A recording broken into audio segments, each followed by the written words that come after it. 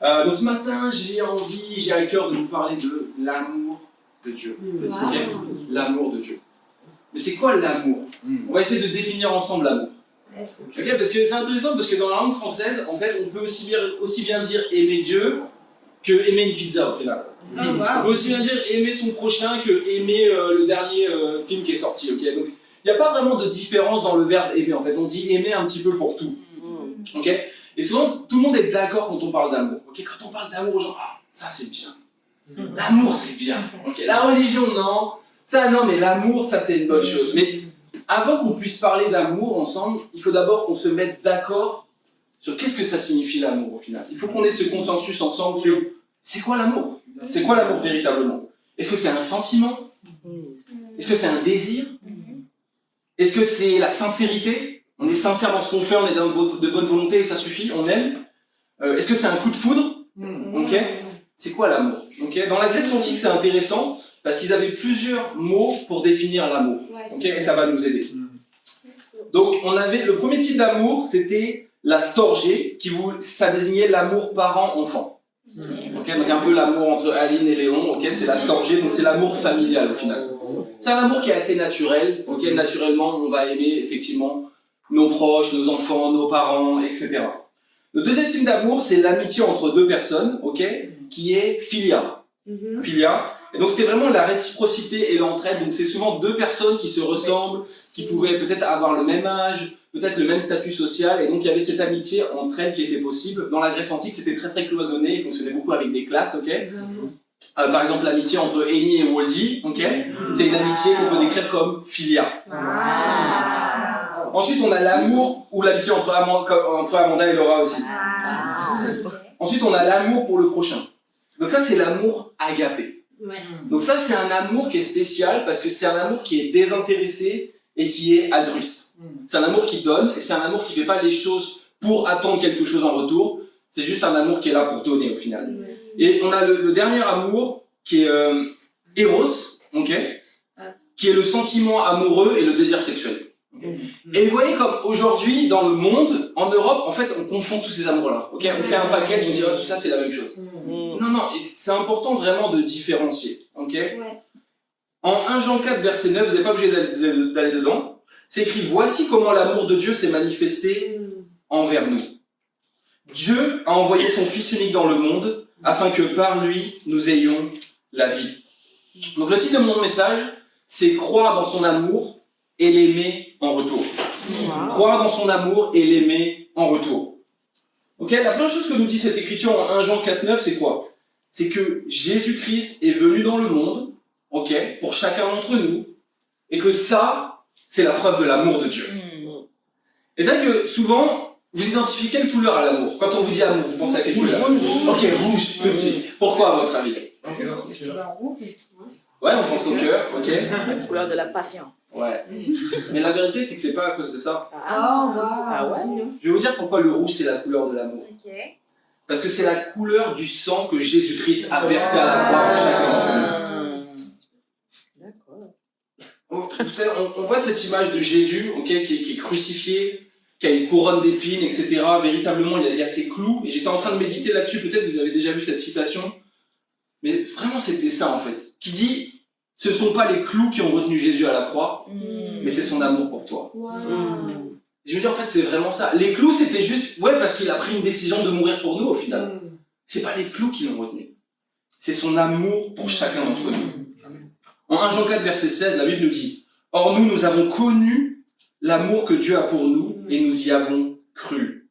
Dieu est amour, et celui qui demeure dans l'amour demeure en Dieu. » Ma conviction, c'est qu'il y a une seule chose qui va changer le monde, c'est l'amour.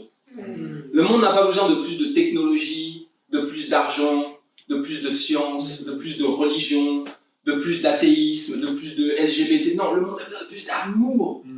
C'est l'amour qui va changer les choses, c'est l'amour qui va guérir ce monde perdu. Et cette écriture, elle nous dit quoi? Nous avons cru dans son amour. Donc la première chose, c'est de croire dans l'amour de Dieu. Et c'est difficile parfois. Okay, on a pu subir des choses dans notre passé, on a pu subir des abus, okay, peut-être on a grandi dans un environnement familial difficile. Des fois, juste ta situation, elle est compliquée en fait. Okay, tu es au milieu des problèmes, tu es au milieu des difficultés, tu souffres. Okay, Et dans tous ces moments-là, c'est spécialement dur de voir l'amour de Dieu. Oui, c'est vrai. Mais pourtant, la vérité, c'est quoi qu'il arrive dans ta vie, que Dieu il t'aime. Et je veux vraiment vous donner cette conviction-là au final. Parce que rapidement, on peut commencer à douter de l'amour de Dieu. Et qu'est-ce qui se passe? On commence à s'éloigner de Dieu au final. Et on commence à avoir des pensées négatives. Ouais.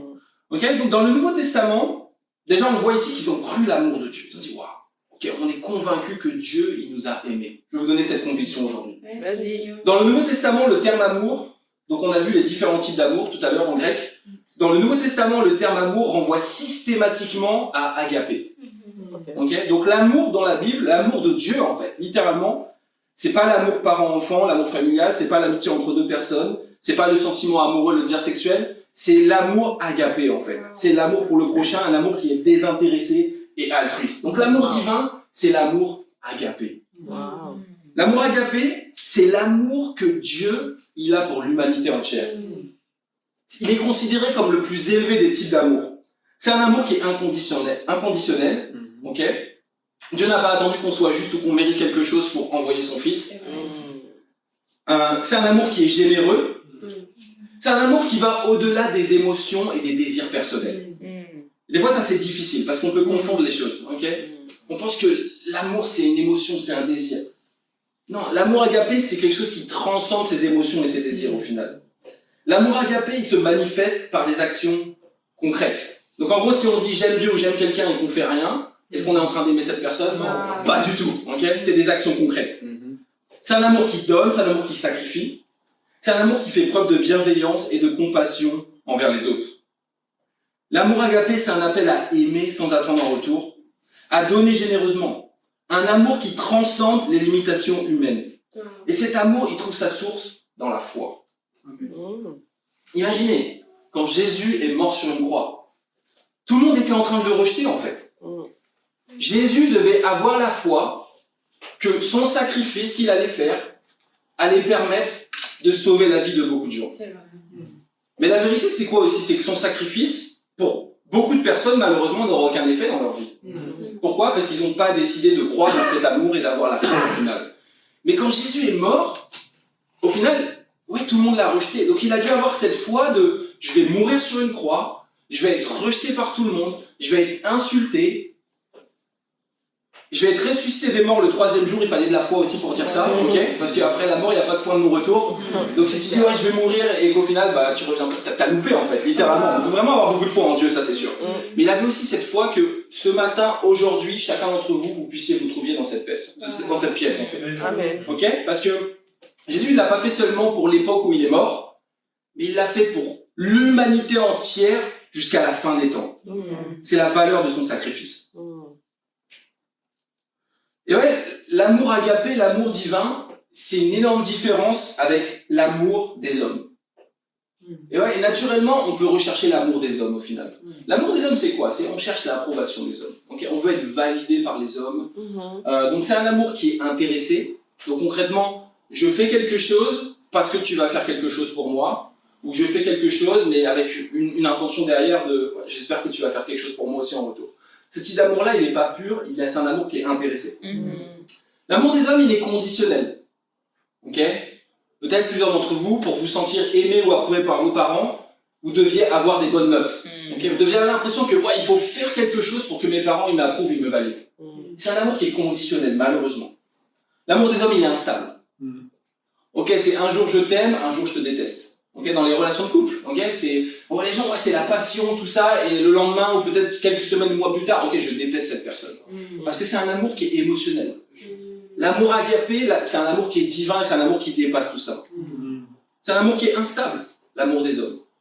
Un jour les gens t'applaudissent, un jour les gens t'approuvent et le lendemain t'existes plus. Ouais, et c'est pour ça qu'il y a beaucoup de gens qui sont détruits, qui sont blessés, parce qu'ils ont placé leur espérance, ils ont commencé à reposer, non pas sur l'amour agapé, mais sur l'amour des hommes. Et bien sûr, l'amour des hommes, il est aussi souvent absent. Des fois, il y a juste pas d'amour, en fait. Ok? Ou peut-être cet amour, il est exprimé, mais pas de la bonne manière. Vous comprenez pourquoi c'est super important d'avoir un amour qui dépend de la Bible, en fait. Okay? Pas un amour qui dépend d'un standard humain, parce que ce standard, en fait, il est déjà corrompu. On est déjà blessé par le péché, et on a tous besoin d'être réconciliés avec notre Créateur, au final. Donc on est appelé à avoir ce même type d'amour envers les autres, cet amour agapé. Ok? Mais il faut d'abord bien comprendre que cet amour agapé que Dieu a eu, c'est pour chacun d'entre nous au départ. Ok? Point numéro 1. Une relation personnelle avec ton Créateur. Une relation personnelle avec ton Créateur. Oui, j'étais en train de penser à ça, je me dis, en fait, Dieu, il est le Dieu universel car il a créé l'univers. Ok? Mais il est aussi le Dieu personnel car il a créé ta personne. Donc Dieu est le Dieu universel parce qu'il a créé l'univers, mais il est le Dieu personnel parce qu'il a créé ta personne. Donc c'est un Dieu qui est de loin, mais c'est aussi un Dieu qui est de près. Et c'est ça qui est fascinant avec Dieu en fait. C'est un Dieu qui aurait pu rester caché dans les cieux, aucun espèce de Dieu inatteignable. Non, littéralement, Dieu, il a déménagé des cieux. Qui a envie de quitter le paradis, franchement? Nous, on a déménagé de France pour aller en Belgique. Amen. Amen. C'est pas si terrible, ok? Dieu, ici, il y a des gaufres et tout, c'est cool. Dieu, qu'est-ce qu'il a fait? Il a quitté le paradis pour aller sur la terre, pour être crucifié. T'as pas envie de déménager dans ce genre d'endroit. Pourtant, c'est ce que Dieu il a fait. Pour avoir une relation personnelle avec toi, Melvin. Avec toi, Amanda. Avec toi, Laura. Avec chacun d'entre nous. Je sais pas si vous connaissez le film Pinocchio. L'histoire de Pinocchio. Ok. C'est un Disney, je crois, non? Il me semble. Je crois que c'est Disney. C'est un Disney. Moi, je crois que c'est Pixar. Non, c'est Disney. L'écoutez pas. Ok. Très bien. Je laisserai finir le débat après. Donc, en fait, dans cette histoire, on a Geppetto, qui est on va dire le père de Pinocchio, qui a sculpté avec amour un pantin en bois, une marionnette, Pinocchio. Et il a réussi à lui donner la vie. Grâce à la magie, c'est la fée bleue, elle a permis que ce petit pantin en bois, il devienne vivant. Et donc, qu'est-ce qui se passe, c'est que Geppetto, il devient le père de Pinocchio. Et tout au long du récit, c'est intéressant. Dans l'histoire, il y a un livre. D'abord, c'était un livre, ensuite, il y a eu plusieurs dessins animés. Je vous conseille de regarder la version plus ancienne de Disney, qui est super bien. Et donc, tout au long du récit, on voit à quel point Geppetto, il est profondément attaché à Pinocchio, en fait. Il l'aime, mais il l'aime tellement. Il veut vraiment son bien. Même si c'est pas un vrai petit garçon, C'est un pantin en bois, qui est vivant, mais c'est pas un vrai petit garçon. Mais pour Geppetto, ça change rien, en fait. C'est son fils. Il l'aime. Et la vérité, c'est quoi? C'est que Pinocchio, il fait un peu ce qu'il veut, Il part dans le monde, il a ses aventures, il fait pas mal de bêtises, il part loin de son père, il fait des mensonges aussi, parce que son nez s'allongeait au fur et à mesure à chaque fois qu'il mentait, n'est-ce pas? Mais malgré toutes ces bêtises et tous ces mensonges, son père Geppetto ne cesse pas de l'aimer, en fait. Il reste patient avec lui. Et il est prêt à tout pour aimer Pinocchio. Il est prêt à tout sacrifier pour le bien-être de son pantin. Et même dans l'histoire, en fait, il se fait littéralement avaler par une baleine pour le sauver, Pinocchio se retrouve dans le fond du ventre d'une baleine, et Geppetto va carrément dans le ventre de cette baleine pour aller le chercher et pour aller le sauver. C'est ce que tu peux être prêt à faire par amour. Il y a vraiment cette relation, en fait, entre Geppetto et Pinocchio, une relation de tendresse, de patience et de dévouement. Et petit à petit, grâce à cette relation, Pinocchio, il apprend à devenir un vrai petit garçon. Grâce à l'amour et aux enseignements de son créateur, qui est Geppetto. Jusqu'au jour où il devient un véritable petit garçon, fait de chair et de sang. Et en fait, je pensais à cette histoire et je dis, en fait, le parallèle avec nous, il est évident. Le parallèle avec nous, il est évident. Quelque part, au début, on est tous cette marionnette en bois, on a été créé par Dieu, On est vivant, mais quelque part, notre cœur, il est en bois. C'est pas vraiment un cœur de chair, en fait. Au début, c'est plutôt un cœur qui est dur comme le bois. Mais Dieu nous a donné la vie, Donc il nous aime. Même si on fait des bêtises, même si on part dans le monde, même si on fait n'importe quoi, Dieu n'est pas en colère contre nous. Il nous aime, il attend patiemment. Et il fait tout ce qu'il faut pour aller nous chercher, pour aller nous sauver. Et au fur et à mesure que ce Dieu, il nous aime, et au fur et à mesure qu'il nous enseigne, parce que l'enseignement, ça fait aussi partie de l'amour de Dieu, qu'est-ce qui se passe? Comme Pinocchio, ça nous transforme. Cet amour et ces enseignements de Dieu, qui viennent de la Bible, bien sûr, en fait, nous transforment. Ils nous apprennent non pas à être un vrai petit garçon, mais nous apprennent tout simplement à être un être humain selon ses standards à lui, selon la manière dont il nous a créés, en fait. Dieu nous a créés de façon parfaite au commencement, et il nous voit à travers son Fils Jésus-Christ, en fait, et il nous recrée dans ce standard qui est Jésus. Donc il nous appelle vraiment à cette perfection, en fait, vers laquelle on doit tendre. Et le seul moyen d'atteindre cette perfection, c'est de tendre vers Jésus, c'est de croire dans cet amour, de développer une relation personnelle avec ton Créateur et de suivre ces enseignements qui sont dans la Bible. En Acte 17, verset 24. J'ai déjà chaud. Tu peux ouvrir la fenêtre, Céline?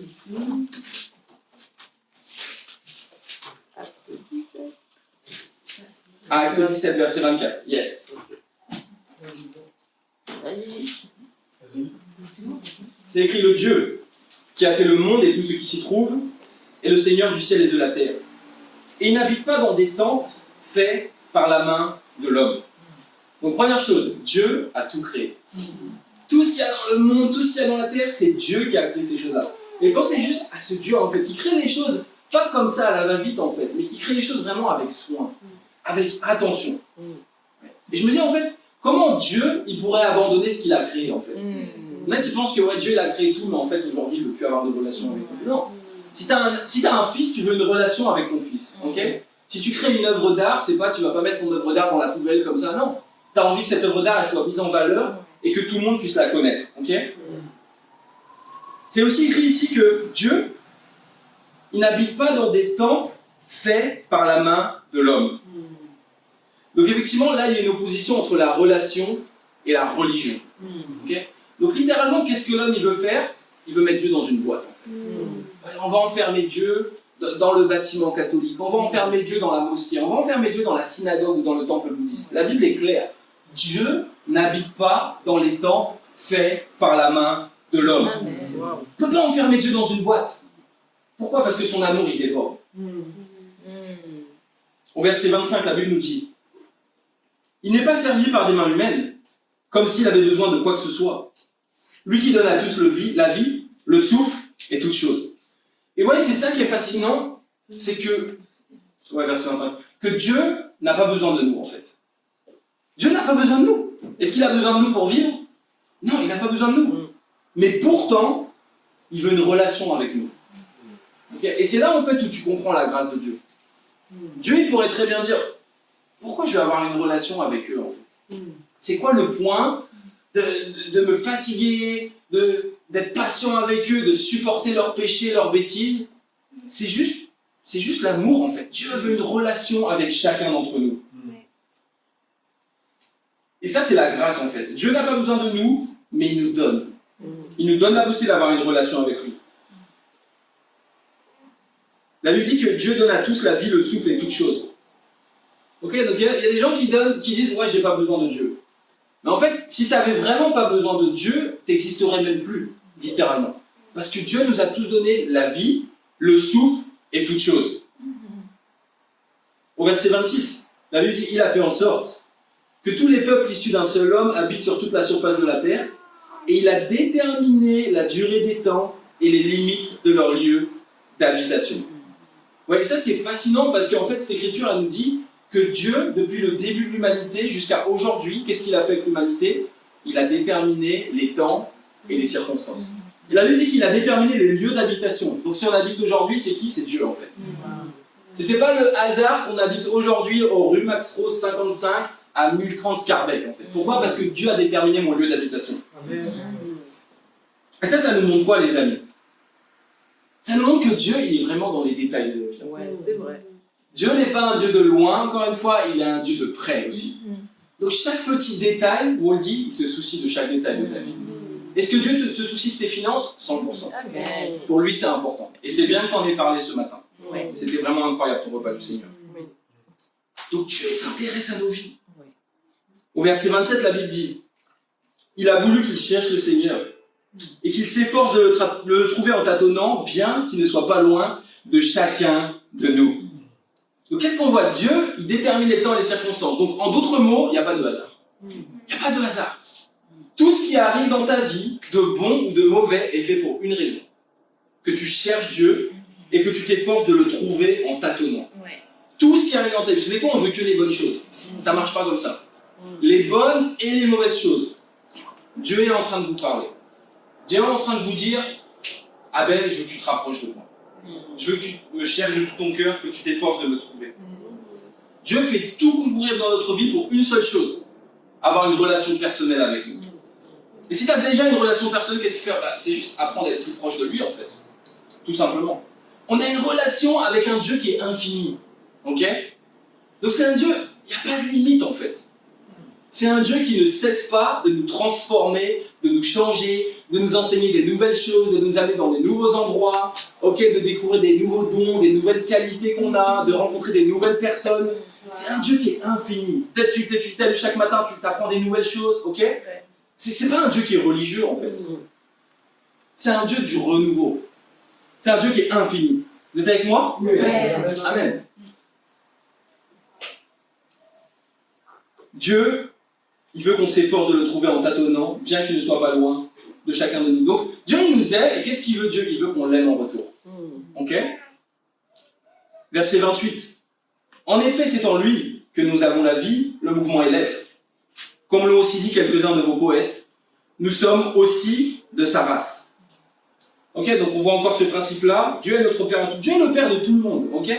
Dieu est le Père des musulmans, Dieu est le Père des athées, Dieu est le Père des chrétiens, Dieu est le Père des homosexuels, Dieu est le Père de tout le monde. Okay? Et Dieu dispense son amour à tout le monde.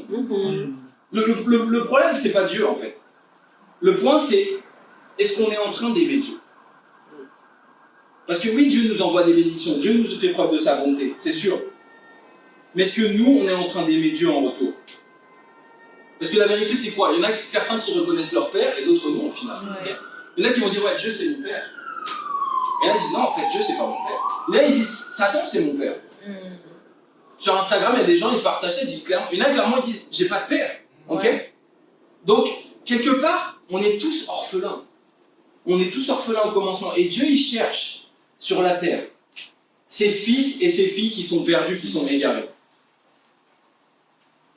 Au verset 29, la Bible nous dit, ainsi donc, puisque nous sommes de la race de Dieu, nous ne devons pas croire que la divinité ressemble à de l'or, à de l'argent ou à de la pierre, sculptée par l'art et l'imagination de l'être humain.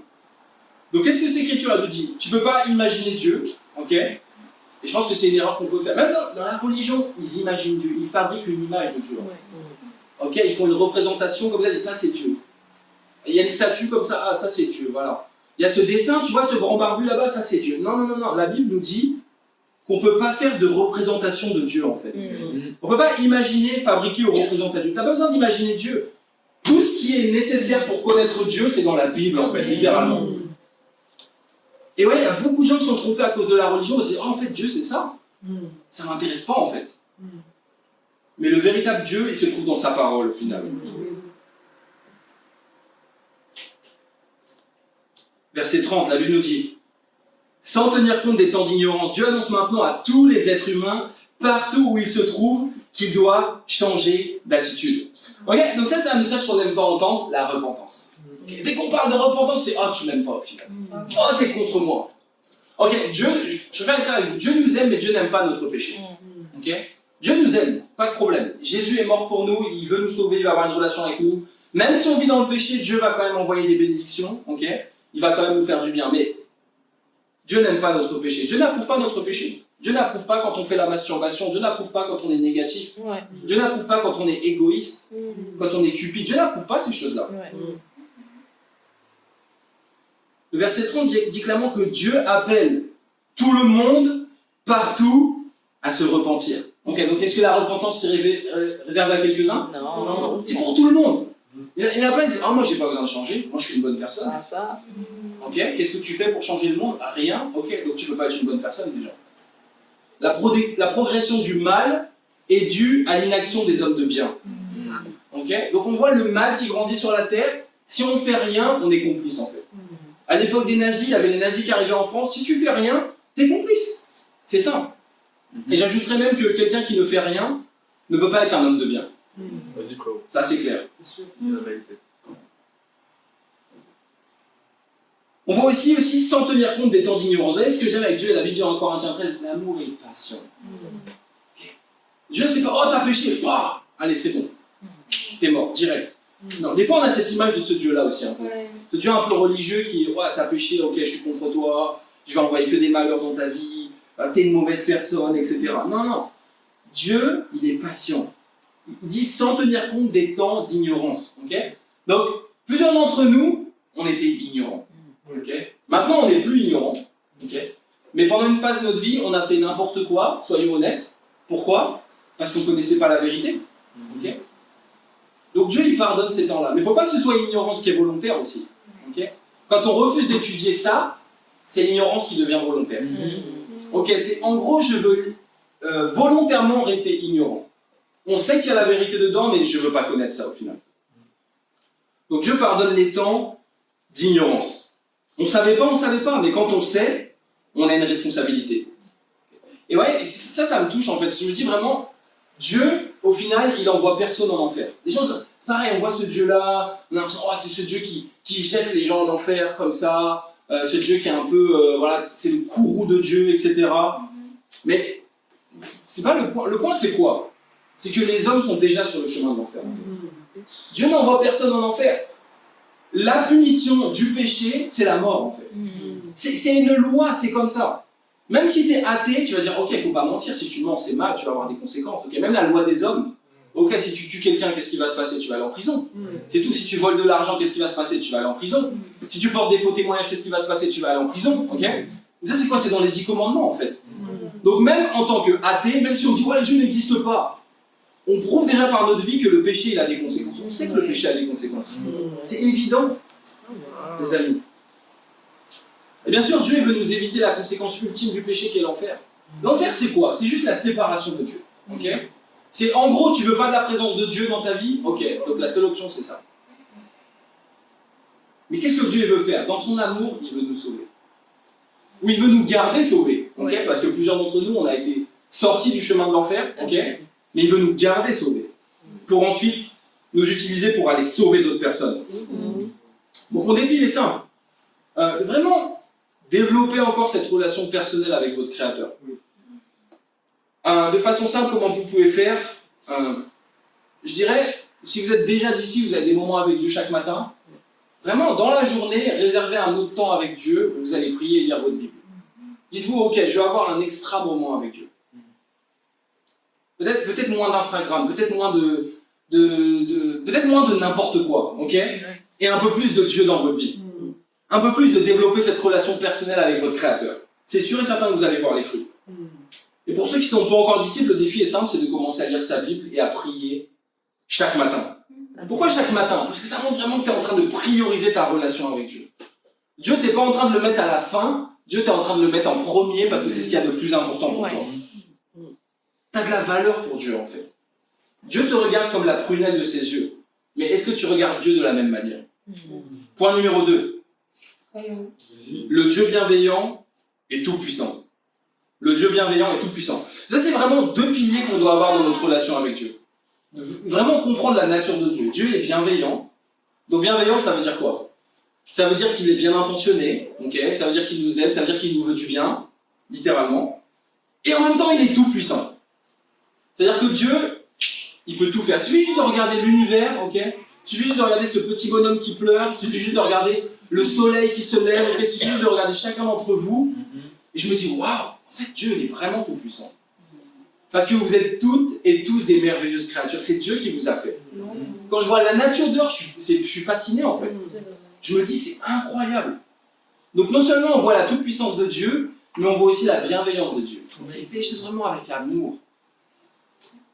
Et quand je pense à la bienveillance, à une relation un peu comme ça, pour faire le parallèle, je pense à Aline et Léon. Ok?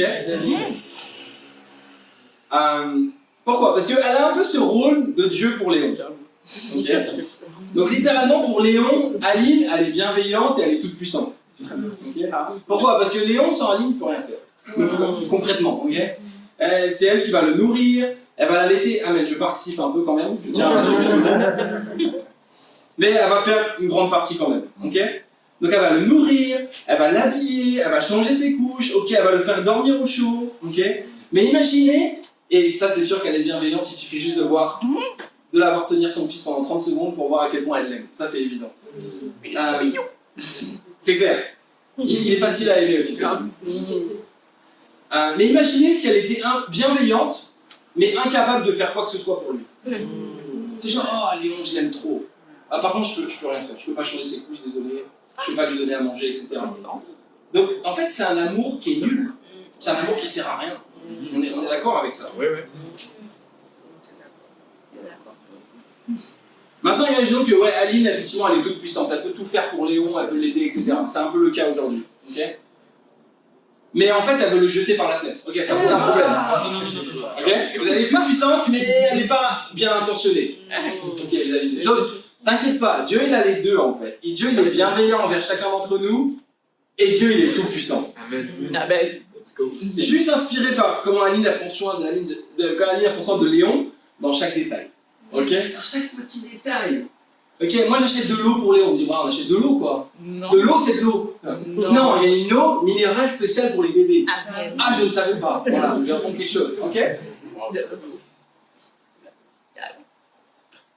Maintenant, dans les biberons, je sais pas, il y a des débits, ok. Donc les tétines des biberons, tu as les débits 1, 2, 3, 4. Ok, donc tu as débits lents, débits rapides, tout ça. Moi, je dis un biberon, c'est un biberon, tu vois. Non, il y a des débits, tu vois, c'est un peu compliqué, il y a des trucs, c'est très technique, etc. Elle me dit surtout pas, pauvre malheureux. Elle me dit, prends le malheureux. Non, le malheureux, j'ai arrêté. Elle me dit, prends le débit 1, sinon il va trop boire, il va s'étouffer, tout ça, il va pas être à l'aise, etc. Ok. De l'avoir juste se lever plusieurs fois dans la nuit, ok. Juste pour l'allaiter en fait, juste pour l'allaiter, juste pour changer sa couche, juste pour prendre soin de lui. L'autre fois à Scarbeck, elle a été chercher le gros berceau là, ok. Et ouais, c'était lourd et tout ça, t'as été toute seule. Elle a dit ouais, j'ai été toute seule. J'ai été pour mon fils en fait. Et j'ai négocié ça à 30 €, ça en vaut 200, j'ai eu ça à 30 €. La grâce de Dieu. La grâce de Dieu. Exactement. Aline, tout puissant. Ah ouais, pour Léon. Il faut rajouter le pour Léon, c'est important. Donc ici, on a les deux piliers de votre relation avec Dieu. Tout puissant et bienveillant. Psaume 119. Let's go. Let's go, psaume. Une écriture que vous n'avez jamais entendue de votre vie.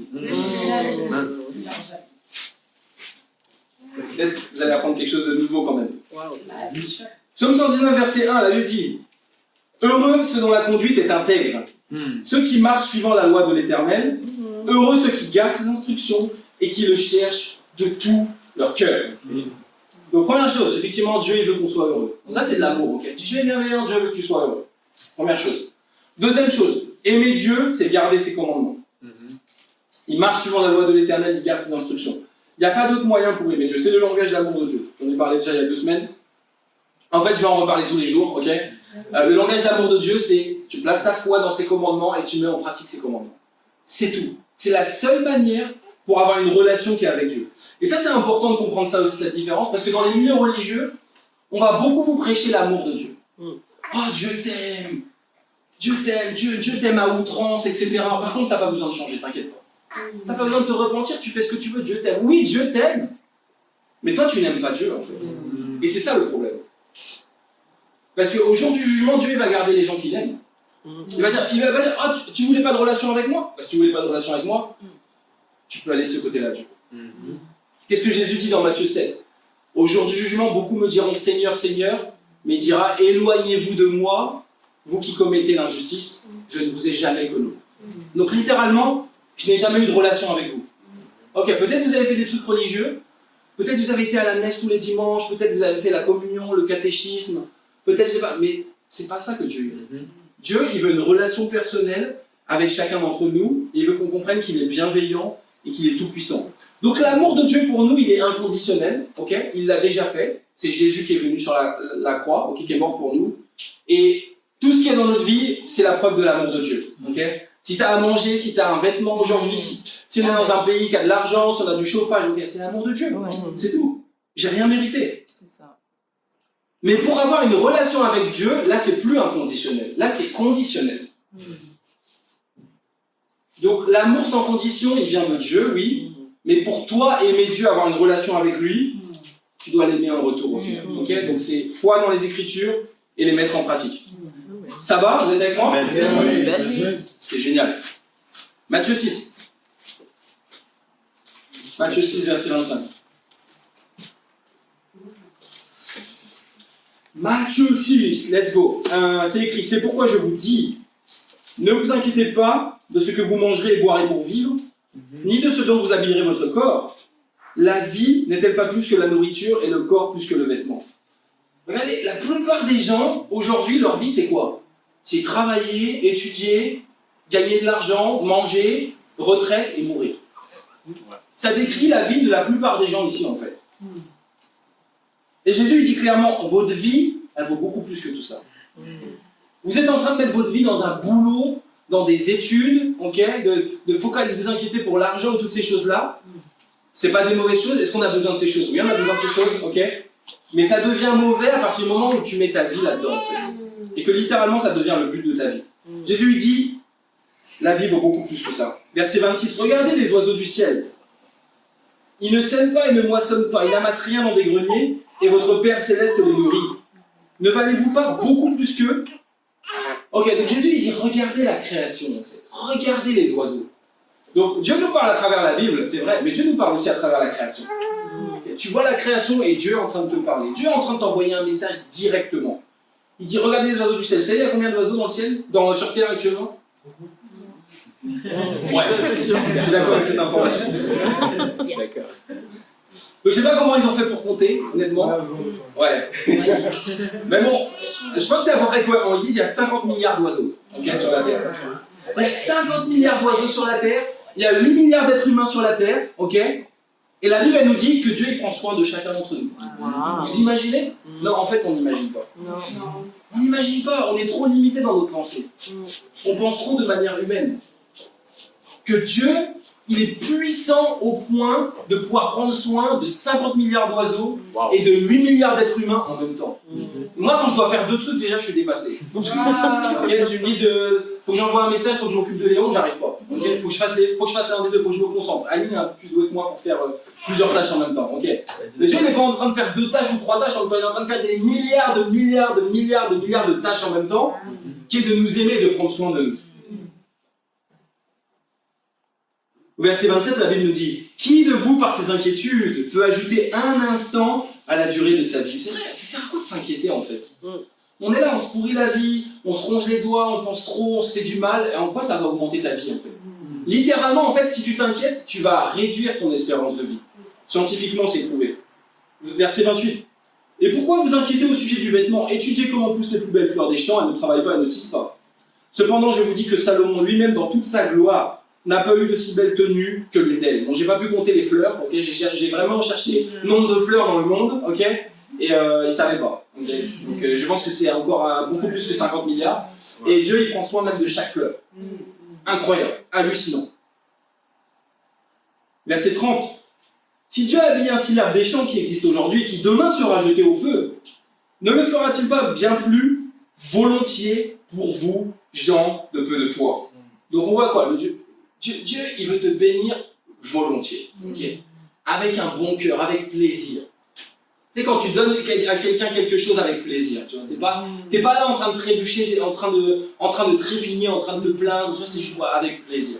Quand tu offres à manger à quelqu'un avec plaisir, ok? Mais Dieu, c'est ça, c'est le cœur qu'il a en fait, envers chacun d'entre nous. Le Dieu qui est bienveillant et le Dieu qui est tout-puissant. Au verset 31, la Bible nous dit, ne vous inquiétez donc pas. Et ne dites pas que mangerons-nous, que boirons-nous, avec quoi nous habillerons-nous? En effet, tout cela, ce sont les membres des autres peuples qui le recherchent. Donc c'est très clair. Quand on ne connaît pas Dieu, qu'est-ce qu'on fait? On focalise sur ces choses-là. Et c'est un piège. Les gens, ils sont piégés dans les inquiétudes. Ils allument BFM TV, ils allument la télé, on n'a même pas la télé d'ailleurs. Ils allument la télé, oh les inquiétudes, les problèmes, oh la Palestine, oh ma retraite, oh le prix de l'essence qui augmente, qu'est-ce qu'on va faire et tout. Ils sont KO en fait à cause de ça, ils sont distraits. Et ils passent à côté du véritable but de leur vie, en fait. Je prie que vous ne soyez pas ces personnes ce matin. La suite du verset 32 dit « Or, votre Père Céleste sait que vous en avez besoin. » Donc Dieu, c'est ce dont chacun d'entre nous en a besoin. Il y a une différence entre ce que tu veux et ce dont tu as besoin. Ok? Dans ma nature, je peux vouloir 1 million d'euros. Dans ma nature? Ouais, j'aimerais bien avoir 1 million d'euros. Est-ce que j'ai besoin d'1 million d'euros? Absolument pas. En fait, ça va probablement me perdre. Okay? Si j'ai 1 million d'euros, ça va probablement me perdre, je vais me mettre à faire n'importe quoi, je vais devenir orgueilleux, tout ça. Moi, je vais mettre 1 million d'euros pour la collecte directement. J'espère que si j'ai 1 million d'euros un jour, je pense que c'est la meilleure chose à faire. Mais c'est un peu chaud, j'avoue. Donc c'est une tentation, ok? C'est une tentation. Donc j'ai dit, t'as pas besoin d'1 million d'euros. Okay? Des fois, il dit, quoi, t'as besoin d'un petit garçon qui va crier toute la nuit, qui va te réveiller, ok? Pour que tu puisses grandir. Donc Dieu, il envoie les bonnes choses, mais il envoie aussi... Amen, Léon, c'est une bonne chose, c'est sûr. Mais il envoie aussi des difficultés dans ta vie. Ok? Parce que peut-être c'est ce dont tu as besoin aussi. Peut-être c'est ce qui va te rendre plus humble. Peut-être c'est ce qui va te faire comprendre à quel point tu as besoin de Dieu. Peut-être c'est ce qui va attendrir ton cœur. Peut-être c'est ce qui va t'amener à comprendre que tu dois changer d'attitude au final. Le verset 33. La Bible nous dit « Recherchez d'abord le royaume et la justice de Dieu, et tout cela vous sera donné en plus. » Ok? Donc ici on a les gens qui s'inquiètent, et quand les gens s'inquiètent, qu'est-ce qu'ils font? Ils sont en train de douter de l'amour de Dieu. Donc littéralement, ils ne sont pas en train de penser que Dieu existe, ou si Dieu existe, ils ne sont pas en train de penser que Dieu les aime, ou si ils sont en train de penser que Dieu les aime, ils ne sont pas en train de penser que Dieu est tout-puissant pour agir pour leur situation. Et en fait, le péché, c'est ça. Le péché, c'est quand tu commences à agir par ta propre force. C'est quand tu commences à agir, tu n'as plus la foi que Dieu va pourvoir pour toi, ok? Et donc tu te mets à idolâtrer quelqu'un ou quelque chose, tu te mets à suivre tes désirs mauvais, tu te mets à marcher par tes émotions, par tes sentiments. Et quand tu fais ça, tu n'es plus dans la foi, en fait, littéralement. Dieu sait ce dont tu as besoin. Il te donnera ce dont tu as besoin, mais pas ce que tu veux. Le verset 33 nous dit de rechercher d'abord le royaume et la justice de Dieu. Donc vraiment de faire de ça notre priorité. Le royaume, c'est quoi? C'est ça, en fait. Ok? Le royaume, parce que si c'est que le paradis, ok, on est sur la terre, donc comment on fait, quoi? On est dans le ciel, on ne peut pas. Okay? Donc, rechercher le royaume, c'est l'Église, en fait. Okay? L'Église, c'est le royaume de Dieu sur la terre. Donc, alors, dans un royaume, il y a quoi? Il y a un roi. Okay? Le roi, c'est qui? C'est Jésus-Christ. Ok? C'est un royaume ici, la Belgique, n'est-ce pas? Oui. Ok, donc royaume de Belgique, très bien. Donc, on a un roi qui est... C'est qui le roi? Montamment, je sais pas. C'est Philippe? Ok, on a le roi qui est Philippe. Okay. Je croyais que c'était Albert, mais Albert c'était avant. Moi aussi c'était. Ok, on a un roi qui est Philippe, ok, on a un peuple, c'est qui? Les Belges, qui obéissent à une loi, qui est la Constitution en fait. Le code civil belge, enfin toute la réglementation belge. Okay. Donc le royaume, bibliquement, c'est ça. Okay. C'est un roi, Jésus-Christ, un peuple, les chrétiens, qui suivent une loi, la loi de Dieu, la Bible. Elle avait dit de chercher d'abord ça en fait, littéralement. Jérémie 29, verset 11.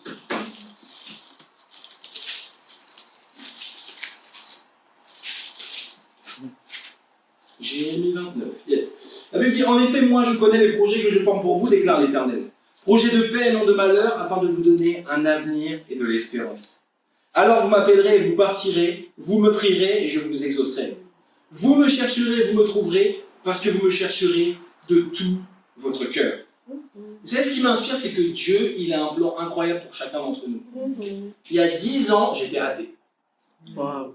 Okay? Il y a 10 ans, j'étais athée. Il y a 10 ans, j'étais un esclave de la pornographie, de la masturbation, de fumer la drogue, de fumer la cigarette, de boire beaucoup. J'avais pas de but dans ma vie, en fait, j'étais vide. Ok, je cherchais mon bonheur dans les relations, ok, et toujours déçu. Soit j'étais blessé par les gens, soit c'est moi qui blessais les gens au final.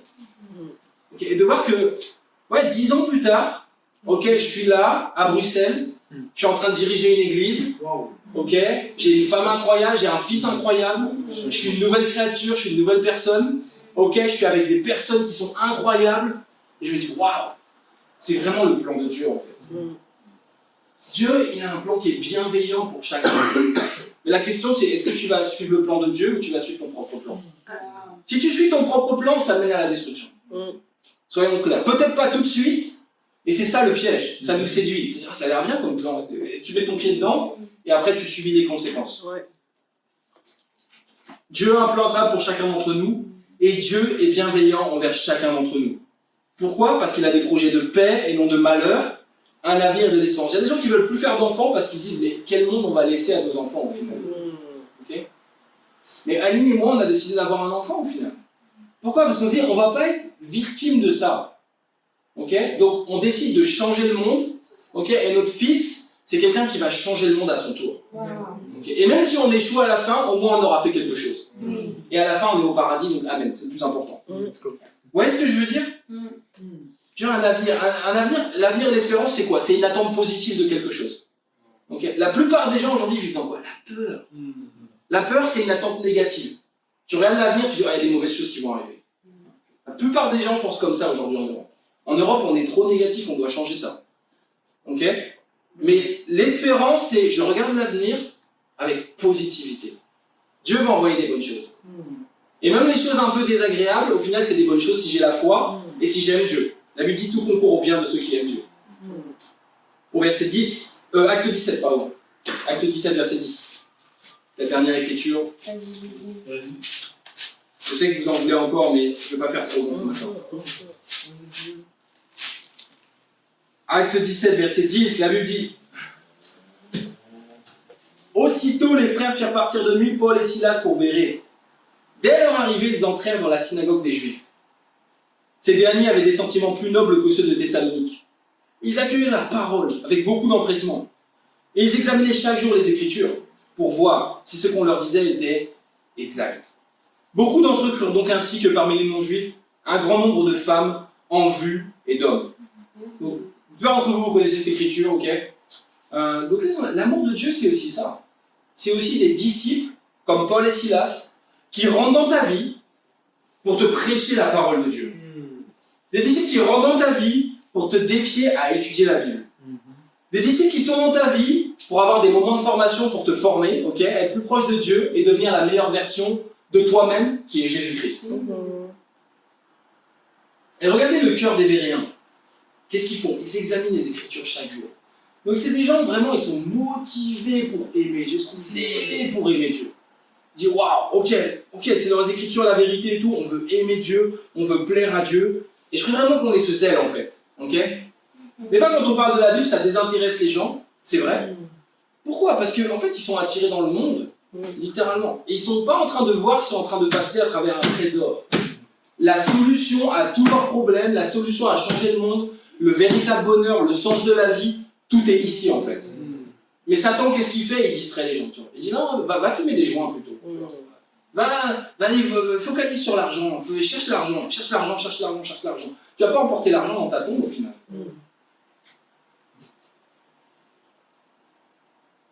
Ils examinent les Écritures chaque jour, ok? Et vous voyez, ce que j'aime chez les Béréens, c'est ça en fait. Ils veulent recevoir de Dieu, enfin, ils veulent donner à Dieu en fait. Ils veulent donner quelque chose à Dieu plutôt. Et le problème, notre problème souvent, c'est quoi? C'est qu'on veut recevoir de la part de Dieu. Okay?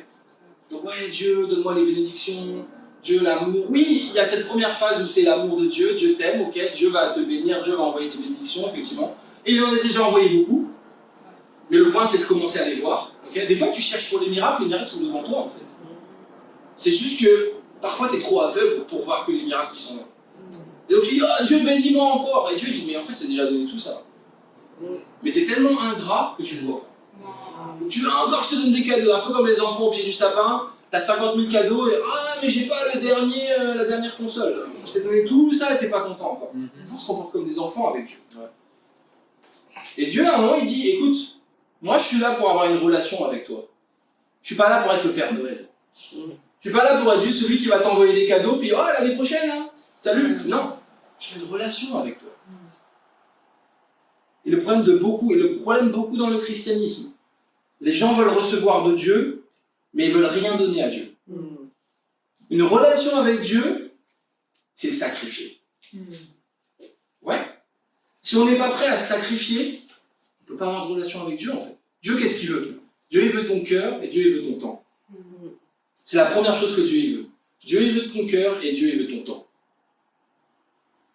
Une relation avec Dieu, c'est sacrifier, tout comme Jésus-Christ s'est sacrifié, non seulement pour obéir à Dieu, mais également pour chacun d'entre nous. Ok, donc, des fois, on invoque le sacrifice de Jésus. Jésus s'est sacrifié pour nous. Amen. Maintenant, c'est ton tour, en fait. Il ne s'agit pas de brandir Jésus comme ça, comme un étant. Ok, Jésus s'est sacrifié, qu'est-ce que tu dois faire? Tu dois suivre son exemple. Tu dois suivre sa vie, c'est défiant. Mais c'est le seul moyen, c'est le seul chemin pour être sauvé, les amis. C'est la seule manière de sauver ce pays, de sauver cette ville. Qu'on soit à Bruxelles, qu'on soit à Paris, qu'on soit à Londres, qu'on soit à Los Angeles, peu importe, c'est le seul moyen de suivre l'exemple de Jésus-Christ. Beaucoup de gens veulent changer les choses, mais en sacrifiant rien, tu vois. C'est le problème de la politique aussi. Okay, les gens, ouais, moi je veux changer le monde et tout. Ah, par contre, 10 000 € par mois, sinon je fais rien. T'es pas en train de mourir à toi-même, là, en fait. Jésus dit en Jean chapitre 12, le grain de blé ne peut pas porter de fruits s'il ne tombe en terre et ne meurt. Donc comment tu peux porter du fruit? Tu dois mourir d'abord. C'est impossible de vouloir changer le monde, de porter un fruit qui est durable, de plaire à Dieu, si tu ne veux pas d'abord mourir à toi-même. Le Dieu bienveillant et tout-puissant. Mon défi, il est simple. Spécialement quand c'est dur, ok, juste répète ça. Répète cette phrase régulièrement. Dieu est bienveillant, Dieu est tout-puissant. Dieu est bienveillant, Dieu est tout-puissant. On peut vite perdre le focus, on peut vite perdre le cap. Okay, quand c'est difficile, Dieu est bienveillant, Dieu m'aime, et Dieu est tout-puissant, Dieu est capable. Ce qui va ensuite toi amener que tu dois faire quelque chose, bien sûr. Mais ça part de cette conviction-là. Ensuite, peut-être tu dois prier, peut-être tu dois être ouvert, peut-être tu dois demander des conseils, peut-être tu dois aller chercher du travail, ok. Mais ça commence par cette foi-là, en fait. Dans les moments difficiles, devant les défis, rappelle-toi de la croix de Jésus-Christ. Rappelle-toi à quel point il t'a aimé et à quel point il t'aime encore. Vous savez, des fois on pense qu'on souffre, mais en fait quand tu vois la croix, tu te dis, mais en fait c'est rien. Je suis pas en train de souffrir vraiment. Quand tu vois tout ce qu'il a enduré, en fait ça doit juste nous donner de la foi par rapport à, wow, il a souffert à ce point-là. Moi je peux souffrir un peu pour lui, n'est-ce pas? On peut faire ça? Amen. Donc Dieu il a laissé la croix ici pour nous donner de la foi en fait. Que tu peux prendre cette souffrance-là, tu peux faire ce qui est juste même avec cette souffrance-là et que tu vas grandir comme ça. Il n'y a pas d'amour sans souffrance. Il n'y a pas d'amour sans souffrance. Jésus nous le montre. Beaucoup de gens ne s'aiment pas. Tu m'as blessé, oh je te quitte. Oh, c'est pas l'amour. Combien de fois ma femme m'a blessé? Plein de fois. Combien de fois j'ai blessé ma femme? Plein de fois. Est-ce que j'ai dit, oh on arrête tout, tu m'as blessé? Non. Ok, qu'est-ce qu'on fait? On prie les uns pour les autres. Ok. On est ouvert, on communique, on pardonne. On est patient. Il y a des choses que je fais que Aline n'aime pas, il y a des choses qu'elle fait que je n'aime pas, et je sais que ces choses-là vont pas changer tout de suite, ok? On va être patient avec elle, comme elle est patiente avec moi. Ça, c'est le véritable amour au final. Rappelle-toi juste tout ce que Jésus a souffert pour toi. Jésus n'a pas abandonné. Jésus n'a pas abandonné. Il aurait pu dire, moi je reste dans les cieux, moi je m'en fiche de ces gens, c'est qui? C'est personne. C'est des pécheurs. C'est ce qu'on est à la base, c'est des pécheurs. Jésus a dit, non, je vais mourir pour chacun d'entre eux, je vais mourir pour Mélia, je vais mourir pour Gilberto, je vais mourir pour Waldy. Parce que j'ai la foi que dans 2000 ans, elle va se tourner vers moi, elle va étudier la Bible, elle va devenir une disciple, elle va être baptisée, elle va faire des grandes choses. La foi et l'amour. Les amis, il est plus que jamais temps de croire dans son amour et de l'aimer en retour. Ma conviction, c'est qu'il n'y a que l'amour divin, l'amour agapé. Pas l'amour humain, seulement l'amour divin, l'amour agapé, qui peut guérir ce monde malade et sauver ce monde perdu. Et à Dieu soit toute la gloire.